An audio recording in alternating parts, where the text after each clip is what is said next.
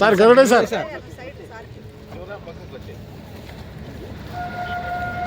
Thank you sir. ఇక్కడే wait చేస్తుంటాం.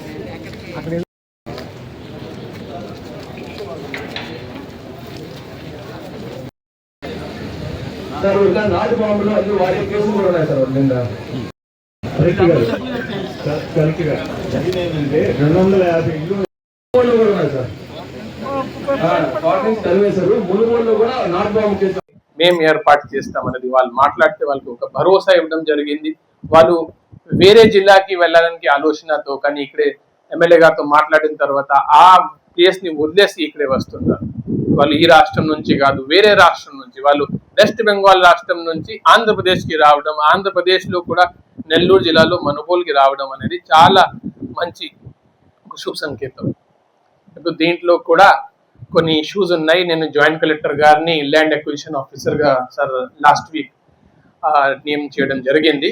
Joint collector గారు రాబోయే రోజుల్లో ఇక్కడ మీటింగ్ పెట్టేసి మీరు చెప్పినట్టుగా చిన్న చిన్న ఇష్యూస్ ఉన్నాయి, కొంత ల్యాండ్ యాడ్ చేయాలి, కొంత ల్యాండ్ వదిలేయాలి, ఇవన్నీ కూడా అక్కడే ఉన్న రైతుతో మాట్లాడి అది దీని మీద డెసిజన్ తీసుకోవడం జరుగుతుంది. ఆ తర్వాత ఇంకోటి ఆలోచన అంటే మంచి పని ఏం చేశారంటే ఇప్పుడు స్కిల్లింగ్ అంటే జాబ్స్ ఇక్కడే లోకల్గా రావాలి. జాబ్స్ రావాలంటే మన వాళ్ళకి కొంత ట్రైనింగ్ ఇవ్వాలి. సో ఇందాకే స్టార్టింగ్లో ఒక పర్సన్ చెప్పారు సార్ ఒక పాలిటెక్నిక్ ఉంటే బాగుంటుంది. సో ఇమీడియట్గా గవర్నమెంట్ స్థలం ఆల్రెడీ ఉంది, దీని మీద ఒక స్కిల్ సెంటర్ కట్టాలి. సో నేనేం ప్రపోజ్ చేస్తున్నావు ఆ కంపెనీ వాళ్ళతో మాట్లాడి వాళ్ళ ద్వారానే స్కిల్ సెంటర్ కట్టిస్తాం. ఎందుకంటే ఎటువంటి స్కిల్స్ కావాలి వాళ్ళకి తెలుసు. ఇక్కడ మన వాళ్ళు ఉంటారు, మన వాళ్ళకి వాళ్ళే ట్రైనింగ్ ఇస్తారు, వాళ్ళే ట్రైనింగ్ ఇచ్చేసి ఎంతవరకు ఉంటే వీళ్ళు తీసుకుంటారు, లేకపోతే వేరే చుట్టూ ఉన్న వేరే కంపెనీస్కి కూడా వాళ్ళకి అవకాశం ఉంటుంది.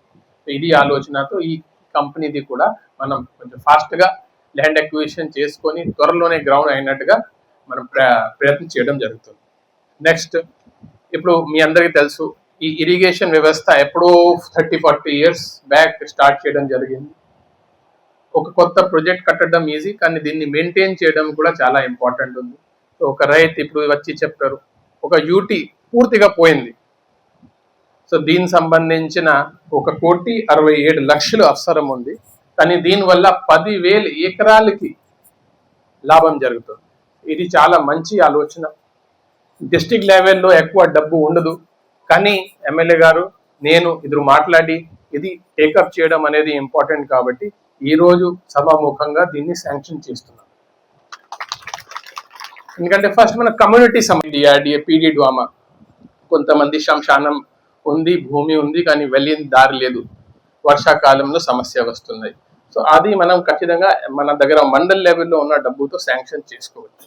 ఆ సమస్య ఇప్పటి వరకు ఎంపీడీఓ గారికి లేకపోతే పీడీ డ్వామా గారికి దృష్టికి రాలేదు కాబట్టి సాల్వ్ చేయలేకపోయారు. సో నా విజ్ఞప్తి అంటే ఇప్పుడు నెక్స్ట్ 1 hourలో 2 hours మీరు ఫీల్డ్ విజిట్ చేసుకొని నాకు 2 hours తర్వాత వచ్చి కలిస్తే నేను ఆన్ ద స్పాట్ శాంక్షన్ కూడా ఈరోజే ఇచ్చిస్తామనేది ఆలోచన.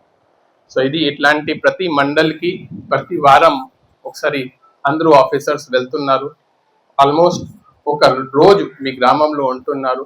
మీకు ఎంతవరకు సాధ్యం ఉంది అంతవరకు మీ సమస్య సాల్వ్ చేయడం దానికి మాకు ప్రయత్నం.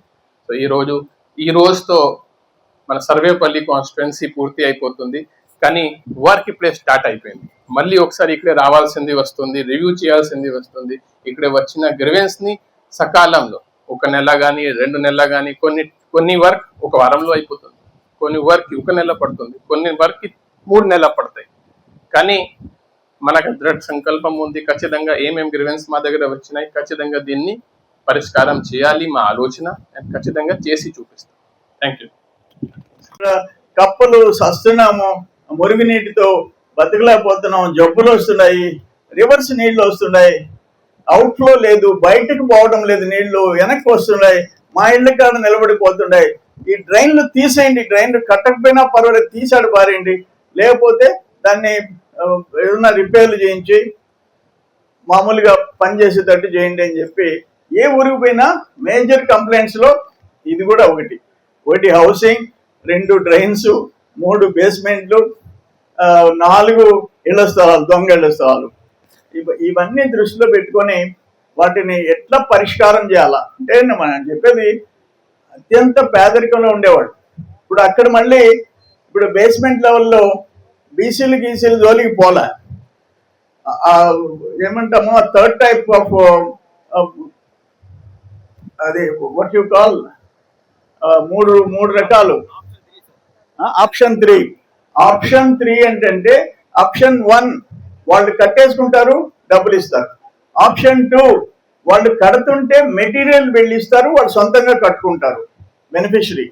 ఆప్షన్ 3 ఏంటంటే అసలు వాళ్ళకి ఏం సంబంధం లే, గిరిజనులు లాంటి పేదోళ్ళకి వీళ్ళు కాంట్రాక్టర్లు. 2,30,000 చంద్రబాబు నాయుడు గారు 2018లో ఎస్సీల సమావేశం వేణుగోపాల స్వామి టెంపుల్ ల్యాండ్స్ లో పెడితే నేను అప్పుడు మంత్రిగా ఉండా.